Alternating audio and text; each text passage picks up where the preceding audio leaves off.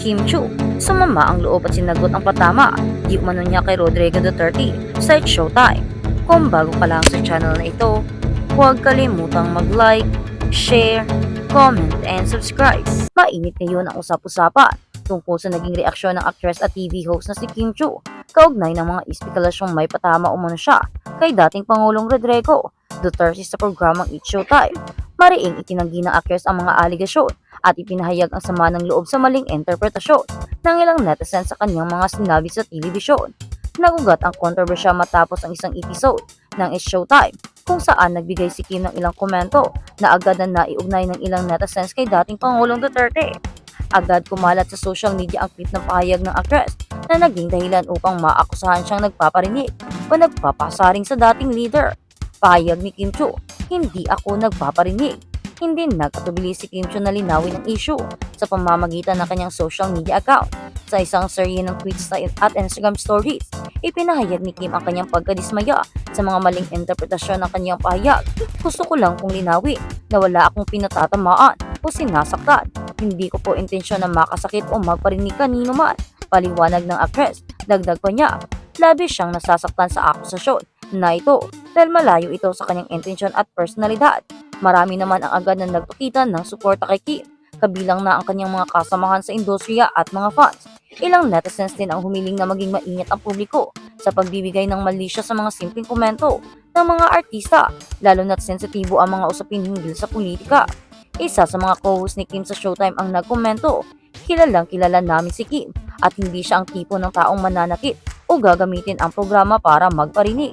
Sa huli, umapila si Kim sa publiko na maging responsable at huwag basta-bastang gumawa ng mga kwento na maaaring makasakit sa iba. Anya, sana po ay huwag tayong magbigay ng kahulugan sa mga bagay na hindi naman ganoon ang intensyon. Respeto lang po sana sa isa't isa. Habang patuloy ang pagkalat ng issue, nananatiling matatag si Kim at determinado na harapin itong may dignidad. Inaasahan ng kanyang mga tagahanga na malalampasan niya ito ng mabilis at magpatuloy sa positibong direksyon ng kanyang karera. Patuloy na subaybayan dito lamang ang mga susunod pang detalye at updates tungkol sa isyong ito kay Kim.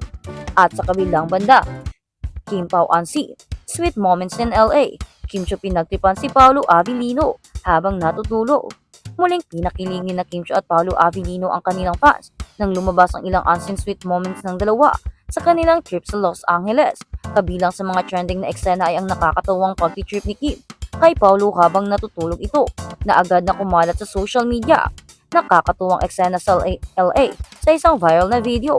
Makikitang maingat na inilapat ni Kim ang kanyang cellphone sa mukha ni Paolo na nahimbing na natutulog, sabay kuha ng selfie at paggawa ng nakakatuwang facial expressions.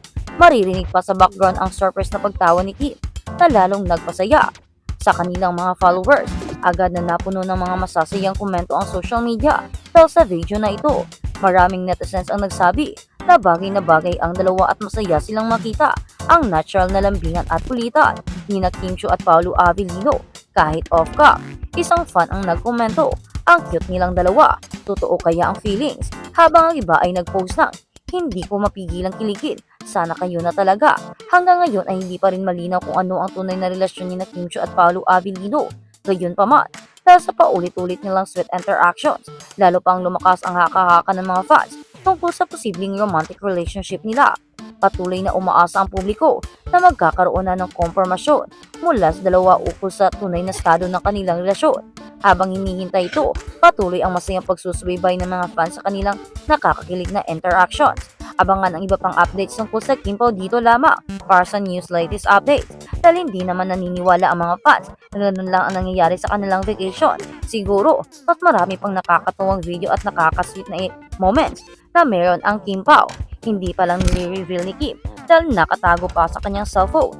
Baka may tinatago pa itong mas nakakatawa at mas nakakakilig na moment na paniguradong matutuwa ang mga fans at kikiligin na rin dahil sigurado at panigurado nag-i-enjoy na ang dalawa doon sa LA at naniguradong hindi mapipigilan nila ang isa't isa para bumuo ng mas maraming memories dahil makikita mong sobrang active ng dalawa at sobrang active nila sa isa't isa. Makikita mo talaga na happy silang magkasama sa LA. Kaya naman abangan natin ang susunod pang mga sweet moments ng Kim Pao. At sa kabilang balita, Kim Chu, itinamay sa issue ni Duterte. Huwag niyo ako isali, parang awan niyo na. Ikinaloka ng Kim Chiu ang akusasyon ng isang netizens na si dating Pangulong Rodrigo Duterte ang pinatatamaan niya sa isang segment ng Showtime.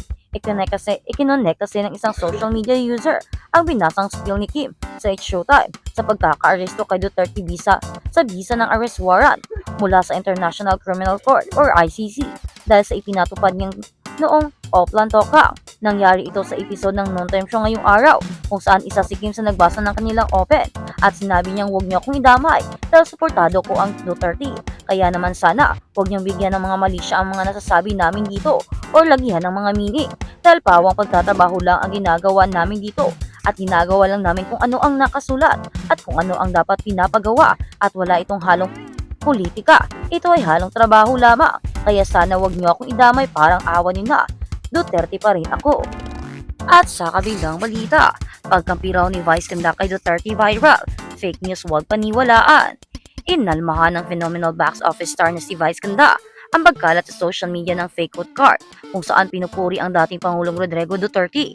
Hindi pinalampas ng TV host comedian ang faking sokmid post at pinabulaanan ang nakasulat dito matapos mag-trending at ang kanyang pangalan kaugnay ng pag-aresto ni Duterte. Never daw siyang nagbigay ng ganitong pahayag sa social media o sa anumang news organization. Kaya agad siyang humingi ng tulong sa Madlang People na i-report ito sa kinauukulan. Ang mababasa sa nasabing cold card, ayaw kong magpakahipokrito. Haaminin natin ng time ni FPRRD. Karamihan ng adik nagbagong buhay. Karamihan sa mga kriminal nag-uunahang sumuko dahil sa takot kay Duterte. Confident kayong lumabas sa gabi dahil alam niyong kung may kriminal at masamang loob na bawasan na. Kung hindi si Duterte ang namuno ng pandemic, lahat tayo patay. Lahat ng pundo ng gobyerno ginamit ni Duterte maitawid lang tayo sa pandemic. Sa pamamagitan ng kanyang X at Facebook account, naglabas ng saloobin si Vice at mariing ng pinabulaanan na siya ang nagsabi ng nakasulat sa code card. I never stated this, police report. Ang sabi ni Vice sa kanyang X page, kalakip ang nasabing peking cold card. Nirepost niya ito sa FB at nilagyan ng caption na, fake news.